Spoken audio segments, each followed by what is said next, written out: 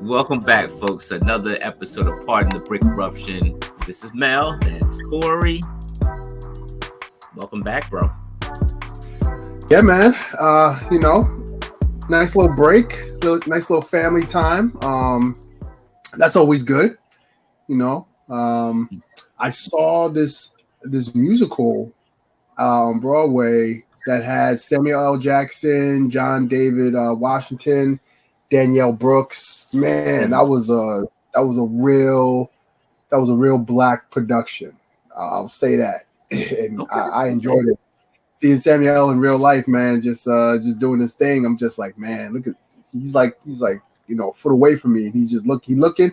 We made eye contact. I was like, all right, I see you, brother. Yeah. So yeah, man, it was good time, man. Good times. Oh man, yeah, I got to get up there and go check it out, man. I love New York, man. Oh yeah. Yeah. All right, let's get to it. Yes, sir. This is, first up, Lego holiday shopping with inflation in mind. What do you think? I think that's I think inflation is hurting everybody, and I think is also hurting Lego because people's going to be thinking, do I buy a Lego set for my kid, or do I buy him like an app for his iPad or her iPad? Do I buy this Lego set that costs $600-700, or can I take that money and go on a vacation, or we could go on a road trip? So now we're starting to see, because of inflation, and people don't have that excess spending that they had a year or two ago. Maybe I have to hold my wallet a little closer. Maybe this Lego set will go on sale further down the road. Maybe just build your own thing. These Lego masters, build your own thing. So I think it is going to hurt Lego in the long run. Yeah, inflation is pretty tough, man. I think it's retail is probably gonna take a hit more than any. But on the flip side of that coin, my friend, is that you had Black Friday, you had Small Business Saturday, and then Cyber Monday. I think sales went great. The retail are doing great. So I think that regardless of the price, I think the consumer is going to go out and go buy anyway, regardless of this inflation, because gas is going up and everything's going up. You still are buying that experience from Lego, and I think that's what really matters the most. Well, you mentioned something. The Black Friday sales and small business sales were up. Why do you think that? Because you get a discount, get some coupons, you get a discount. Once those things are gone, and Cyber Monday and Cyber Week is gone, those prices go right back up. So if you didn't get what you was trying to get during that time, are you going to still go out and get it? That's the question. I think that there's a possibility that stores like Target may see an increase in their sales, because Target is literally putting the same Lego sets that are in the Lego stores on their shelves. And if you're a member of Target, you get that 5% off. People like that. Get that 5% off, and you get points on top of that. Lego don't give you that when you come into the store and you're a VIP member, if I'm not mistaken. You get the points. You don't get no discounts.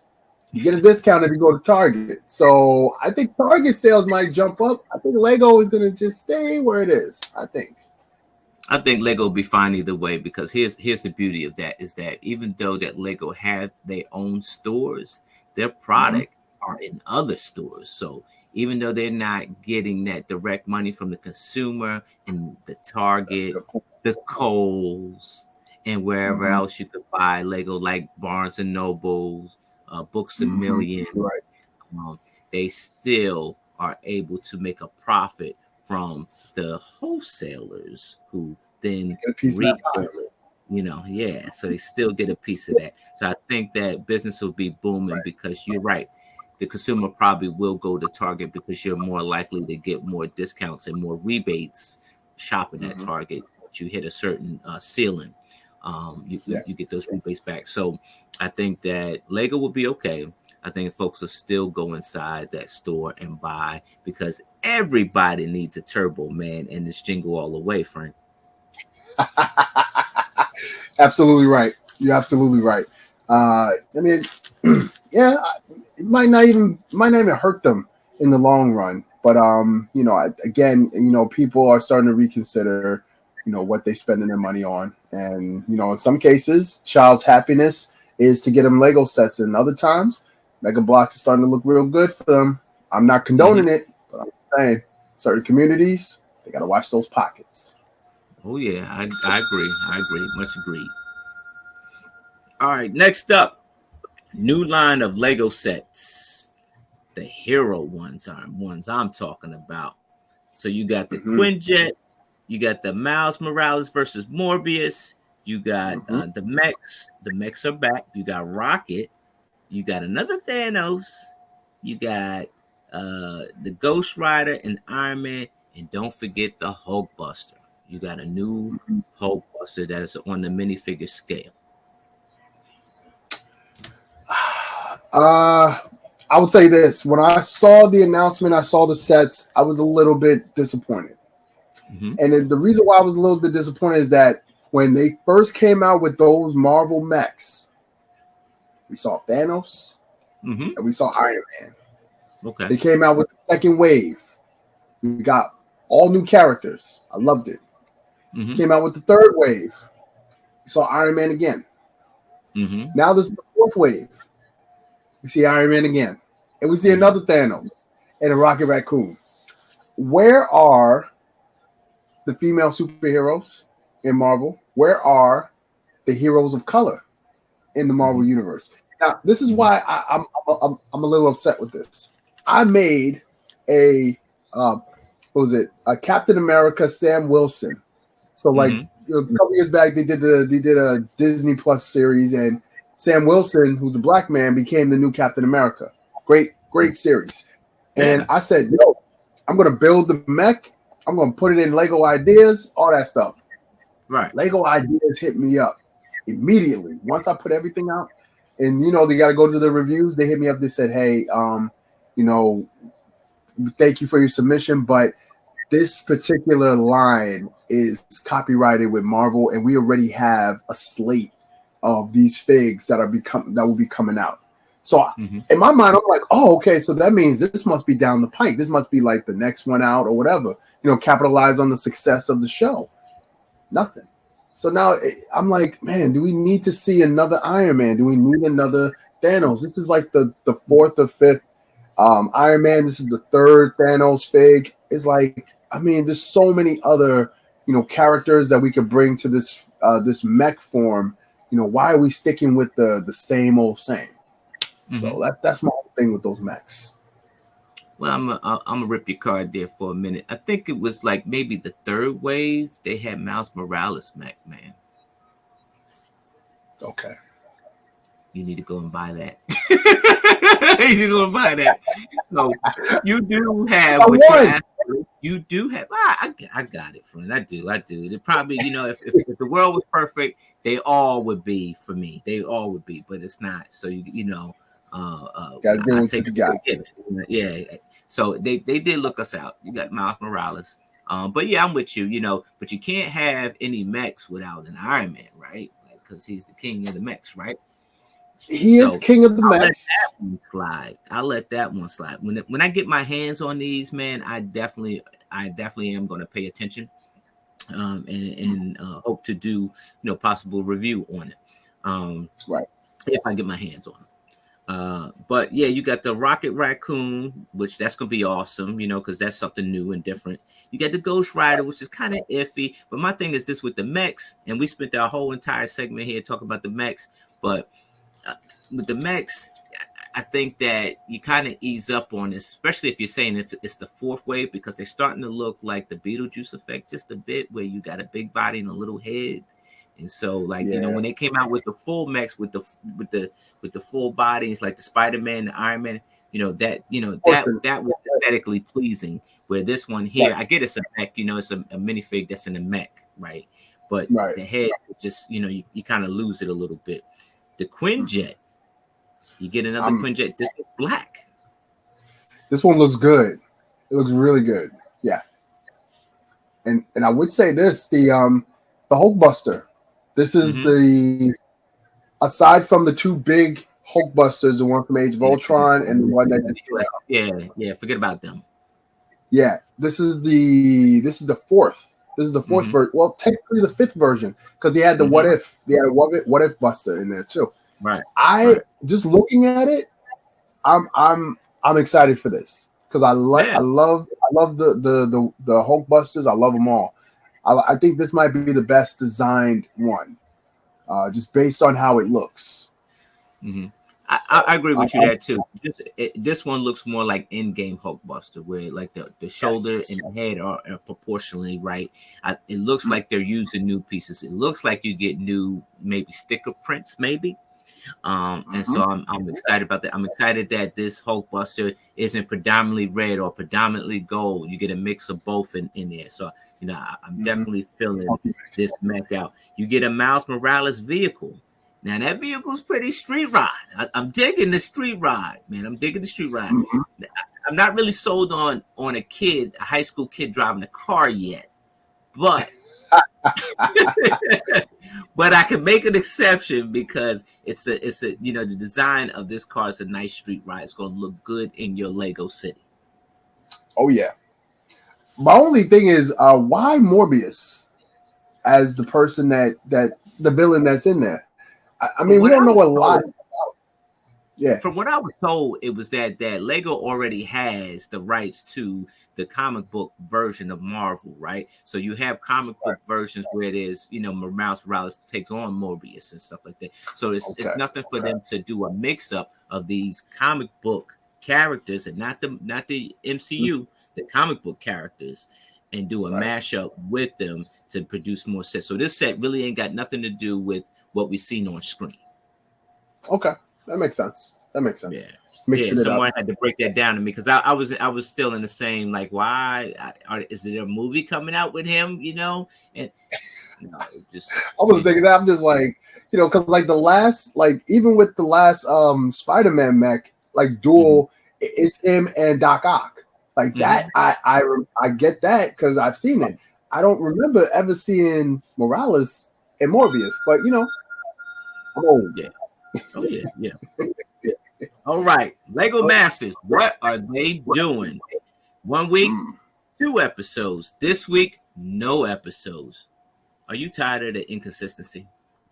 Very tired of the inconsistencies. I feel like our season was successful because our season was continuous. We had maybe one break in between, but it was a week we were off. It was consistent. People are creatures of habit.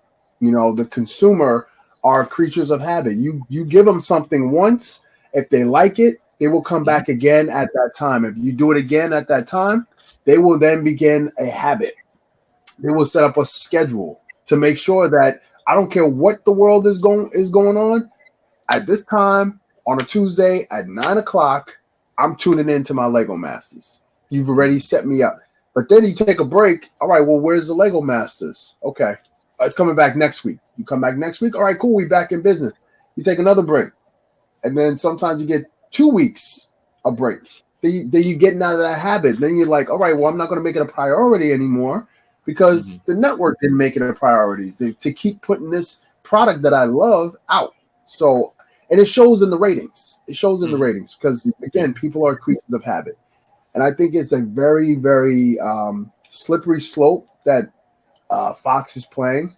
I think they will be better suited putting the season during a time where it's not peak for a lot Mm-hmm. of sporting events because that's what the Achilles heel is for them. It was the World Series. It was other things, and then last year it was the Olympics. That kind of got in the way of that. So it's like you want to see the season be successful, but taking all these breaks in between, you're spelling your doom, in my opinion. Yeah, I agree with you on this one. Like the inconsistency is kind of like overwhelming because it's like I could see if you do 1 week where you have a hiccup for some strange reason or whatever. But Right. then like one week you're running like 15 minutes late. 1 week you don't know if you're gonna show the show or not, and you don't on the night of to postpone it. And then, one week we get a double dose, and then the following week you get none at all. And so it's like, is this the third season? Is this the fourth season? What season is this? I don't know. Yeah, the inconsistency is bad. And here's the thing: it's always quality over quantity. When you're trying to look, by no means, I'm not a television expert. I'm not a producer. People go to school for that type of stuff, and I'm not that person, right? But if you, in the end, if you're trying to get to that hardware where that little shiny Oscar and everything like that, that everybody likes, right? If you're trying to get to that hardware, you kind of, like I said, it pays off to be consistent, same time, same bat channel, that way you get the ratings there because people are tuning in. There might be some leeway, Corey. There might be some leeway, like whereas maybe they're counting some stats for people that go back and watch it on Hulu or go back and watch it on the DVR. Maybe I'm thinking they should be able to watch. If you're recording it, I'm sure they probably stack, tracking those stats that you're still watching it, but you just recorded it. There's something there that they can get those stats from. I believe. I think definitely. I mean, we're living in a streaming age, so a lot of stuff like TV ratings is one thing, but they also look at playback. So they're also looking at people who recorded the episode and going back to watch it, looking at the streaming services, looking at the social media interaction, YouTube and Instagram. They're looking at all those things, I'm sure, but again, when you look at consistency, I think it's a disservice to the contestants because, like you mentioned, one episode, they didn't even show it the night of, and there was no promotional thing set out. And, everybody was kind of scrambling, kind of going back and forth. And then you had to go on Twitter to see a message by one of the Brickmasters that, it just seems very, very disorganized. And I know Fox has been in business forever, so disorganization is not a thing in the TV world and in entertainment. You want to be able to put out the best product, and I think by cutting these breaks, you're not putting out the best product, and that's what you want. Quality over quantity any day. Like if it becomes too much where the network can't host that show, you give it to the next network because you can't host it. You got too much quantity going on versus quality. There you go. All right. Lego and the Black consumer. What do they really want? As a Black consumer, what do you want, Corey? Man, this is a good one because as a Black consumer, I'm always looking for representation. And you mentioned it before in the other segment, quality. I'm always looking for, whatever a product that looks like me, that there's quality behind that. So that's what I'm looking for as a consumer. I'm a business owner. I'm a small business owner. So whenever I build a Brago for somebody, I want them to see that I poured my heart and soul into it. I don't have anything, built up and I just take it out this inventory and I just ship it. I make sure I customize every build and I showcase my talent, because when people see Sam's Brago, I want them to say, man, that's good quality material. That's a good quality business right there. And that's a Black owned business. That's the type of representation I want to give. Now, we're talking about Lego and the Black consumer. Now, Lego is a global company, so they are trying to adhere to everybody, not just the Black people. They're adhering to the white folks. They're adhering to the Latino community, the LGBTQ plus community. They are reaching out to everyone. So I can't even say, they're spending more time here than they are here. But as a Black consumer, I'm looking for a company that's going to still spread its covering over everybody. And I think Lego is getting there. It's slow, but it's getting there. So if there wasn't any movement, then I would be concerned. But one step is still considered movement in my books. You said movement. All right, Lego, dust your jogging shoes off because you're going for a run. So Oh, oh, oh. the same the same effort you put into advertisement in, I don't know, for lack of a better terms, maybe a South American country where you have to change the whole language of a commercial that you syndicated, right? You got to change the language so that you're getting your message out. I think you probably would have to do the same thing into the Black community, because here's what I'm looking at as a Black community.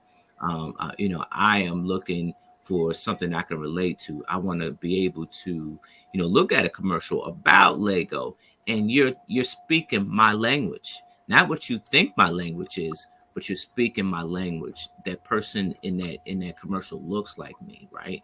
That so I can relate to that person and that product. I want to be able to walk into the store and see somebody that looks like me, because at this point, and it's funny because like when you buy things, people don't understand. When you buy things, you become an outside investor. They have internal investors who deal with the stocks and stuff like that. They're not looking for that immediate return, right? So because they're invested in the long run, right? But then you got the Right. consumers who are investing because you're supporting that store, right? So you go spend your money in that, and some people feel like they own the drink because they done spent a little bit of money, right? But you are an investor, right? By spending your dollar at that store and continuously being a loyal customer, you should be able to feel comfortable in the store that you're buying product from. So I would want to see somebody maybe that look like me, that's behind the counter. I want to talk to, hey man, yo Corey, yo, when these new sets coming out, my man? If I go into the store and say that, to the stores that are around me, they probably wouldn't understand the lingo that I just told you. Like, so that's what I want to see. So here's two things I'm going to say to that. One, I don't want it to come off as pandering, Right. because that could be a thing too, where they're deliberately hiring certain people that know nothing about the product, that know nothing about play, True. and they're just there to bring you in. They're pandering to you. You don't want that. No. Another thing, in business, you always look at your demographic, especially in the area of which your store is located. So one of the Lego stores, I have about 4 Lego stores that's literally 30 minutes in different directions from my house. Gotcha. So one Lego store is located, and you from Jersey, so located in Elizabeth. Elizabeth is there's certain areas in Elizabeth, and most is predominantly Black and brown people, right? Okay. And the people that I see in the Lego store are Black and brown. So I go into the Lego store in Elizabeth, and same conversation we just had. I see my man's. I'm like, yo, man, when is this new Lego set coming out? He's like, yo, we chopping it up, right? I go to another Lego store south from where I live in a predominantly white neighborhood, and all I see are, white people in the store, and I still chop it up the same way, because it's all about Lego for me. But it's all about the demographics. It's all about the area, because they're looking at census and saying, okay, well, in this neighborhood we have 80% white, 10% Black, 10% up. So that's the people that we're hiring for the store, because that's the people that's the majority. So that's how we're in overtime. But the flip coin to that, right? I'm in Maryland, probably right outside of Baltimore. I'm around 4 stores, right? There's one that's called Arundel Mills, which is probably 15 minutes away from me, and in another direction, probably south, there's a Annapolis Mall store, which is 15 minutes south. If I chose to go maybe 40 minutes away, I can hit another store out in another county, and maybe another 40 minutes down the road from where I'm at is the Virginia one. So there's 4, right? It's actually 5. There's one in the Pentagon, Crystal City. So, but just the 2 immediate ones that are around me, Annapolis and Arundel Mills, right? Annapolis is not predominantly Black, but it's made up of a lot of Black people, and there's a lot of Black consumers that go to that mall a lot. Arundel Mills, there's a lot of Black consumers that go to that mall And when you walk in, I don't see nobody that look like me, bro. In fact, I want to say, nah, I recant that statement because that's probably pretty reckless to say. I've seen one young lady in the Annapolis Mall store that was black. But it was a time where before the Lego Masters, I applied to that one store in Annapolis and got turned down. Got turned down. They turned it down. Lego Masters. You're right. No, it was before Lego Masters. It was before. But then I became a Lego Master and I applied to the other one and went through the process. It was going well. I'm thinking I'm about to get a job. Got turned down. Then I applied again to the other one. Got turned down. So what is the now? deal? Why do you think that is? What is the deal? I don't know, man. It's not like they're looking for. Bro, I want to say what I want to say, but I don't think it's that. I think it's that maybe they probably scared to hire me, bro. Like I don't, because I was a Lego master. Maybe because I'm outspoken, right? But at the same time, I mean, I hope it wouldn't be because I'm black, because I don't want to believe that. You think in the back room they got your picture from your YouTube channel, the icebox, and they're like, wait a minute, yeah, that's the guy. Probably that's the guy. Yeah, we can't have him. But I would tell you, they probably would lose. They probably would lose about 20% of their sales because I'm always buying stuff out. That's probably why. Like, now you can't hire that guy. Our sales will go way down, bro. Like, our sales will go down. You buy them. Maybe because I'm outspoken, but I tried. Like, here I am, a black man, and I tried like 3 times and got told no. Like, that's why when that land thing came through, I was like, wow, for real, this is it. I'm rolling with the land. Like, I'm gonna roll with this opportunity, But yeah, that's tough, man. Like they say, you always, you get turned down for something, and that's life, Corey. It is. I'm not making an excuse for anything. You try something, you have to try, you have to apply, and you roll the dice. Maybe you get lucky and get it, and sometimes you lose. Like what did Michael Jordan say? What was his quote? That he was able to win so many times because he failed so many more times. Yeah. So on a lighter note, set builders versus mock builders. Is that a lighter note, though? Lighter note? Who's better? Man. All right. So as an educator, I tell my students all the time, the Lego set, the whatever your Lego set is just one possibility of what you can do with those pieces. There's nothing that says you got to follow a booklet and build what is on that box. You can take those pieces, and if you see a car, you can build a boat instead. If you see a plane, you can build yourself a rocket ship instead from those same pieces. So growing up, I was never really a set builder. I built one set, and I got so discouraged building that set because I couldn't figure it out. And granted, Lego instructions in the 90s was not like it is today. So I was very discouraged. So I decided to make my own thing.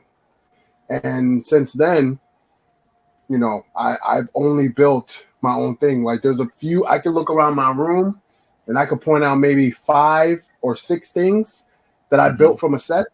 Outside of that, I build all mocks.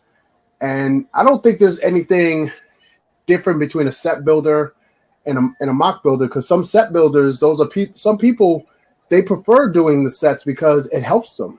It's therapeutic for them. It's something that really relaxes their mind. Being told, hey, I want you to build this, could stress them out. Because I don't have the instructions. I don't know what pieces to use. I can't do it. So there's pros and cons. Yeah, I dig it. When I first started, I was I started building sets. I was building sets with my grandson, but immediately jumped into doing mocks because I wanted to build something that I couldn't buy, right?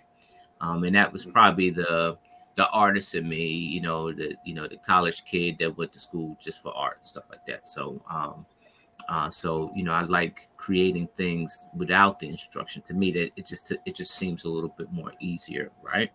But I have, in my tenure of being a Charm City Lug president, I have came across, a good amount of people that are in the lug that are set builders, and they feel somewhat inferior because you think about it. All the shows that you go to that are Lego convention are always about the mocks, bro. They ain't never about the store bought sets. And so they feel like they can't display with the lug because they don't mock. And they came to me and told me that. So, and it's like, if we're doing inclusion and everything's about inclusion, right? So now you got a community that's supposed to be together, and we got this thing together. But guess what? We just separated because I mock and you don't. And so you see what I'm saying? It's getting to a point where it becomes crazy. I'm serious. I'm gonna say something, and I know it's gonna be very controversial. I think, and there's no disrespect.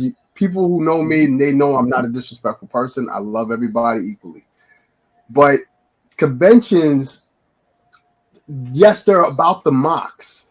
Why would they be about the sets?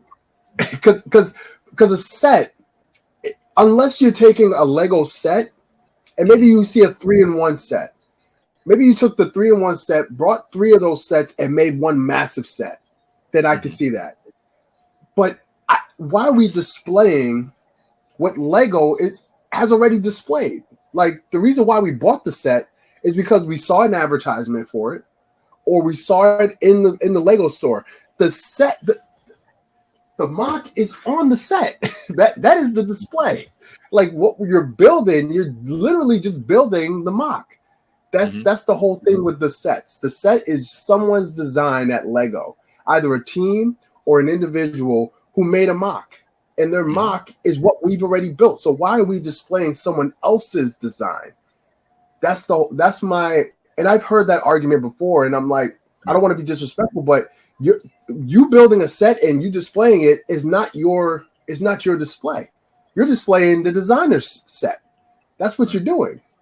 Now, if you take it, you switch it up, you switch the colors up, then you could display it because that's not what the designer intended for it. You made it different. You made it my own mock or my own creation, right? So, I mean, no disrespect to anybody. I love y'all. Keep doing what you do, but conventions are for the mock builders because it's our creations. That's not our creation. See, the funny thing is that somebody who's getting ready to disrespect you, they say, "Hey, no disrespect," and then go ahead and disrespect you anyway. that came on. That was disrespectful. I don't think that was disrespectful. But you just did, so you just ripped up a new one. So, but I mean, I get what you're saying. Like, people want to see the creations that people are off the top of your head. It's just like you don't go to a I don't know, like a talent show and recite the words of Jay-Z. People want to see you recite your own stuff. I get that. Right. But at the same time, we got to find a better way to, if the people, if that group, they just don't mock, but they love, enjoy, and building, and they want to be a part of this team because they're a part of this love team. How do you exclude them? Like, why are you excluding them? I mean, and granted, what I've done was that I understand the rules of conventions, not wanting people to, display sets because you see the sets and stuff like that. That's not original creation. So they weren't able to do that. However, I found a way to, use our friends who don't mock and still incorporate them with the lug, not necessarily with the display, but we ran games. I had a couple of them run a couple games for us, and and just bringing them back into the fold versus having them outcasts and outsiders because they don't mock. Now, mind you that there may be somebody in your lug that really have a serious problem, that's extraordinary, post-traumatic stress syndrome, Somebody, Yeah. somebody might have that. Somebody might, a mother might have postpartum, distress or something like that. Something that's really mental and internal, right? So it means something to them when they put that set together, as meager as you think it is. It means something to them because they were able to keep the organization together to finish that mock from top to bottom with that stress on top. And so, it's something to consider when you're in a lug and you're doing these conventions. Just never forget about the set builder. I hear that. I think they have something like speed challenges, and they have who could put together the set, games and stuff like that. I mean, I don't want to discredit that because that's a way of bringing people in as well. Yeah. They got games, so just don't forget, just don't forget the set builders though. True. But the mockers are better. You heard it from him. Hey, Corey, you done well for yourself after Lego Masters, even before Lego Masters. You got a nice platform. You got the Brago. You got commissions going on. You have this new challenge, with this 12 days of Christmas going on, and you have your build camps going on. But are you black enough? Oh man, What does that really mean? What does that really mean? So so I'll answer that question by going backwards just a little bit. So I would say maybe 20 years ago, I was getting out of high school. I was about getting out of high school, and I went to a high school that was mixed with predominantly white but mixed. The high school I went before that was like black, like Lean on Me, Morgan Freeman black, like fights every day and all that stuff. So I had to talk a certain way, I had to walk a certain way so I don't get beat up. When I went to this other school, I kept that going, and then I slowly got out of that because I said, all right, well, that's not really me. Like, I was faking being a gangster. That's not me, right? And then my friends who were gangsters, they were like, yo, man, you're Oreo. And for us, we know what that means. But for the viewers, an Oreo is a black guy that is a white guy on the inside. And they would call me that. And I was like, nah, don't call me that. So I would have to go back to being black. Right. But then when I went into corporate America, I couldn't carry that blackness. Really, I had to speak a little bit proper. I had to, dress the part. I had to look the part. I had to keep my hair a certain way. I let my facial hair grow out and everything like that. But, I had to essentially be white. And I'm talking based on a from the hood mentality. So now we're here, and I consider myself to be very black. I consider myself to be pro-black, but I also am hard on my community because of our tendency to be crabs. We don't like to see others elevate. We want to bring them right back down. And I hate that. I hate crab mentality. I don't like crab mentality. I don't want crab mentality. That's why Buddy versus Christmas, when that came out, I mean, granted, the location of everybody made it logistically, it made sense. But I was very happy that, all of us lived in the tri-state area to where all of us could be able to showcase and do that. Because, that brings more eyes to not only to Lego Masters, but to a segment of people who say, hey, you know what? I don't see a lot of us represented on Lego Masters. Oh, wait a minute. These guys were on Lego Masters. Maybe I'll tune in some more because of the builds that they're doing, But then social media is a different beast altogether. There's cliques. There's people who stay together. There's black folks that congregate together, and they don't. If you're not part of them, then you're not black enough to be part of them.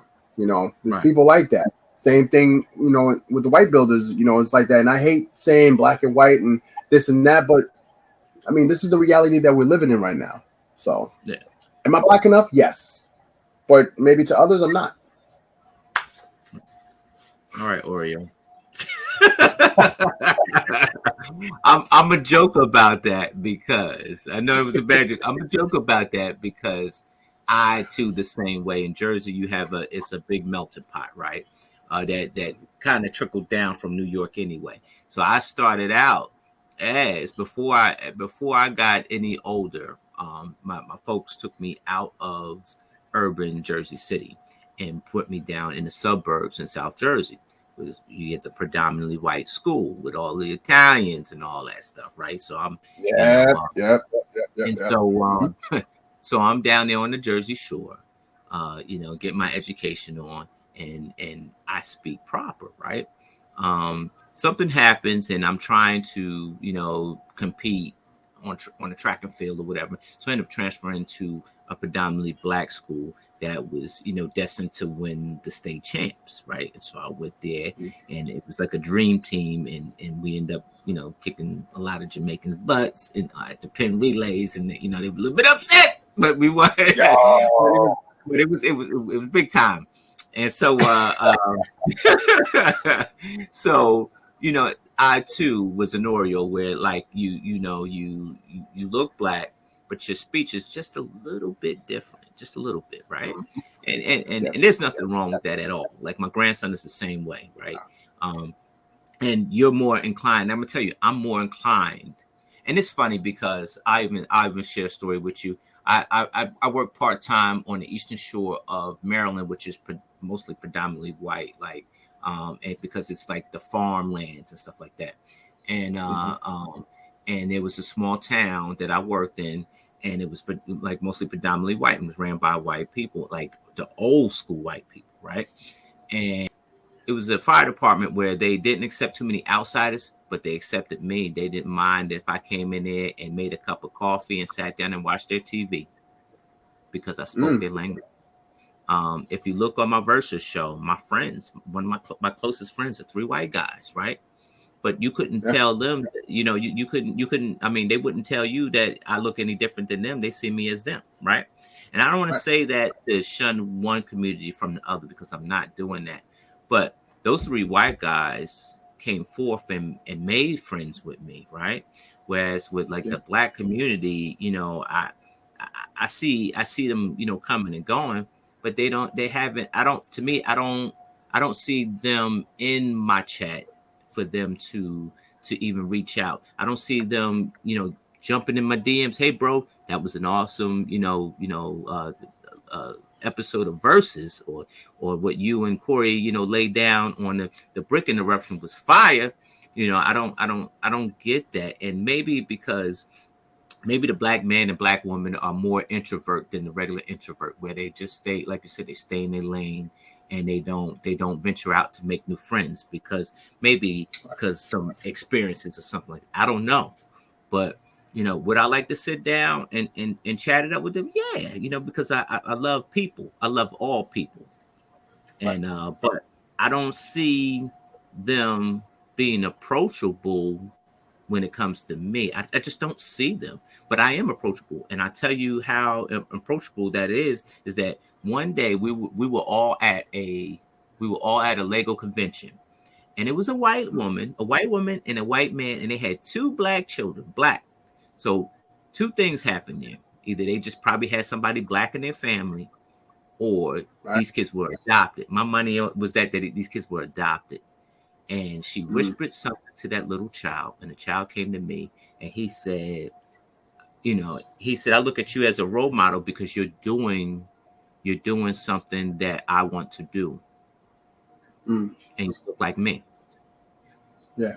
And it just hit me, and I was like, man, here we are in a world of that people are preaching hate and all this crazy stuff. The orange one is trying to be back in the office, and he's getting all his folks together to go on this hate crusade, right? And here I have a white woman who's taking care of 2 black children, and today they made me feel like a hero because that kid said that. But here I can't have I heard that when we dropped that Black Panther thing, friend, I heard somebody from that supposed Lego black community says, how can y'all have a conversation without inviting the black community? Well, just who is the black community and where are you? You can get in on this conversation any day, any time of the week. All you have to do is DM me, DM Corey, and be a part of this family. But folks, you cannot sit down at the table if you haven't made your plate yet. Like, I can't make your plate for you. You have to make your plate and then sit down with us. That's why I posted that little picture where you can't sit with us. Make your plate and sit down with us. Mm-hmm. But here's the thing: we mentioned this a couple of episodes ago, where I asked the question: Lego Masters, are we considered to be a clique? Mm-hmm. Because do people see, especially with season 1, do people see, like, can people just come up to us and just feel so inclined to say, hey, we want to have that conversation? Are we approachable? Do we still have that aura of, we're Lego Master alumni, we're season 1, we're celebrity, we're this, we're that, we're this, we're that, because the question always comes up to me, at least, where were you? I try my best to be as accessible to everyone. Doesn't matter your culture, doesn't matter who you are. I remember I did a it was a podcast, but it was with Matthew Aston. It was with Jamie Burlard. So it was essentially a LGBTQ plus podcast. Okay. I'm not LGBTQ at all, but they asked me because I forget the reason as to why they asked me, but I said yes. And I was on there and I was giving my thoughts to certain things, and we were talking. I was sharing my experiences and everything like that. And my friends, they would clown me for doing something like that. But in my mind, I'm like, well, no, because ever since being in this Lego Masters thing, I have a responsibility to everybody, not just my community. Right. Because I'm doing a lot in my community just by being Black and being on TV and not being arrested and not being, accused of doing all these crazy things. So I'm doing that for my community. But when I put myself out there, how much of my community is responding back? I don't get a lot of response back from my community. Now, I'm not saying lately, but I'm saying when it all first started with Lego Master, I didn't get any response back from my community. I didn't even know if the community exists, but apparently they do. So the doors are always open, but the doors swing both ways. Yeah. I can easily come to you, and you can easily come to me. And well said. Like, the doors swing both ways. And here's the thing: is that for someone to say, hey, look, you're not part of the Black community, or you're not Black enough, it's offensive, especially like, hey, look, it's Christmas season, right, Corey? Every day I work with Black children who have less opportunity, or not, like, they live below the average income, right? And I'm teaching them how to have good character and good morale, right? And for somebody to say, oh, well, you're not in the Black community. I am the Black community, especially if I'm about to go take an hour drive to go pick up a box of toys for these children so they can have a wonderful Christmas, because they can't at home because they live on the poverty line, right? So to me, that's offensive, especially if here's the thing: is that if you ever felt like if I was unreachable or Corey was unreachable, just reach out. You don't know until you reach out, right? You don't know until you said something in a post, or you said something in a DM, or you jumped in on a live stream and said, and you contribute. Contributors get fed, right? If you're contributing to a community, then you're getting fed, because you're giving input and you're getting feedback. So we're contributors. So we're giving our input. We would love the feedback. I mean, how else can the community grow, right? If you don't reach out, Lego recently did that advertisement for Star Wars, where was it Rich Boy J? Is that the name? Is that the handle? Yeah, man, Rich Boy J, man. Yeah. How many? I don't know. I've only met Rich Boy J once at a convention at his Star Wars. I remember I came over. I said, "Man, this is epic." He's like, "Oh man, thank you." I'm like, "Yo, there's not a lot of us, at these events. So when I see us, I'm excited because man, that's awesome. Yeah.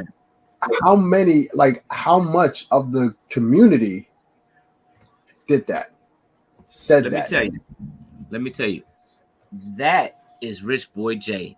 I patronize Rich Boy J because he was black and he loved Lego. He made this around the first episode that Mando came out. And we were at Lego Masters back then. Me and you, we were in Lego Masters. When he came out with the instructions for this, I bought him. Because I was already a fan of Rich Boy J back then. Right. That's me being a part of my black community and being a part of the Lego community. Because I'll patronize you. I'll patronize you, friend. I would do it. I do it again. As soon as Rich Boy J come out with something else, I'm patronizing him again. But let me tell you this. Rich Boy J, young man, very bright, very smart, because anytime you make something like this and then years later they come out with theirs, you're ahead of the game. But let me tell you, 99.99% of Rich Boy J's community is white and they're teens. Yep. Now, why is that? Good for them. No, don't get me wrong. And it's probably going to be messed up the way I say, but I love the community that he has because they support him. What I'm saying is that, a young black male that lives in Texas with the black community for him, especially if he loves sci-fi, you know what I mean? But if this young man was a football star, a college athlete, I bet you they knew his name. I bet you if he was an NFL player, I bet you they knew his name. I bet you if he made a line of sneakers, I bet you they knew his name. And what I'm saying is probably pretty messed up, Corey, but it's the truth. But it's not messed up because that's the thing. Like the fact that he's into the sci-fi and everything, he's labeled already as an Oreo. He's labeled as that. Because they always say, and this gets me fired up because they always say, the black kid that's circled around a bunch of white people is usually the token N-word, right? So they feel validated because they have one black friend, and that's that black friend, And I hope that's not the case. I don't think that's the case, but that's the problem with the black community. Like, if you're not shooting hoops, scoring touchdowns, rocking the kicks, spitting verses, singing, if you're not doing any of those things, the black community is not coming out. And that's point blank period. I remember I did a podcast a couple years back and I was on a panel with different people, and these people on Instagram, these people got 25,000, 50,000 people, fans or whatever. And I'm sitting there and I got my little 3,000 up there. And I'm like, in the content I'm putting out, I'm showing kids building with Lego and all that stuff. And they're sitting there, they're like, yo, man, your content, the reason why we brought you here is because, we've been watching your content, man. You do some amazing things in the community. And, it's like, we got questions, man, like, how come you're not doing things in the black community? Like, because when I reached out to the black community and offered my services, they didn't respond. So who responded? The community that was close to me, and that was the white community. That's who responded to me. They talked to each other, and they continued my growth. The black community didn't continue my growth, unfortunately. And then it's like, well, how come your content is not popping on Instagram? Because I'm not shirtless, rocking kicks, spitting verses. That's why. Because I'm not dancing all over the place. I'm not coming down on any of people who do that because that's how they make their living. That's what they're good at, and that's what it is. That's what's up. You hit the pulse on what's important. Like, my content is not that. My content is basically inspiring kids to build with Lego and inspiring adults too. But at the end of the day, black community has always been in this bubble where we only support us when we're doing X, Y, Z. Not if you're building with Lego. We're not interested in that because what is that? What can that do? What can that give you? Nothing. Oh, you could spit some verses. Okay, yeah, that's gonna get you somewhere because Puffy gonna see you and you're gonna be doing some collabs with DJ Khaled and everything like that. Then we on, right? That's the problem with the black community, man, and that trickles down into the legacy. We're going way over time with that, and I'm okay. But here's another example. You could still be hip hop and still be Lego. Lego, capitalize on it. You could still be hip hop and still be Lego, right? You got Sarita and Randall. They straight hip hop. Yeah. And they went to billing to participate in a collab that was worldwide, was global, in the Lego Con, global, and they still have hip hop.